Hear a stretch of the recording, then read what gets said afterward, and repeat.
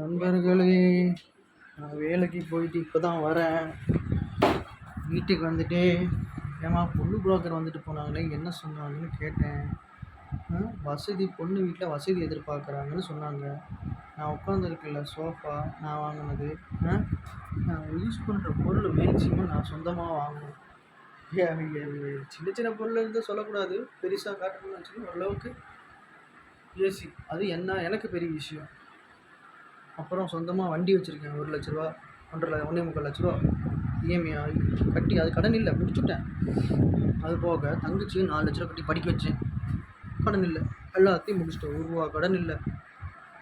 நான் 25,000 சம்பளம் வாங்குகிறேன். இப்போ வேலைக்கு போயிட்டுருக்கேன். இப்படி இருக்குது. எனக்கு பொண்ணு கொடுக்குறதுக்கு யோசிக்கிறாங்க. இனி இவங்க எதிர்பார்க்குறது லட்சக்கணக்காக சம்பாதிக்கணும், கோடிக்கணக்காக சம்பாதிக்கணும்னா, எங்கள் அம்மா லட்சக்கணக்காக சம்பளம் வாங்குகிற அளவுக்கு படிக்க வைக்கல. என்னால் முடிஞ்சதை அவங்களால முடிஞ்ச படிக்க வச்சாங்க. எனக்கு கிடச்ச வேலைக்கு போயிட்டு என்னால் முடிஞ்சதை நான் பண்ணிகிட்ருக்கேன். ஆண்டவன் கைகள் நல்லா கொடுத்துருக்கேன். நான் நிம்மதியாக தான் இருக்கேன். ஏதோ வெளி உலகம் வந்து கல்யாணம் பண்ணலைன்னா அப்படி இப்படின்னு சொல்லிட்டு அதில் ஒரு நெகட்டிவிட்டி பரப்புறது. இந்த ஆடம்பரமான வாழ்க்கையை தான் இருக்கிறதா கல்யாணம் பண்ணணுன்னா, அப்படிப்பட்ட கல்யாணமே எனக்கு தேவையே இல்லை சொல்லப்போனால்.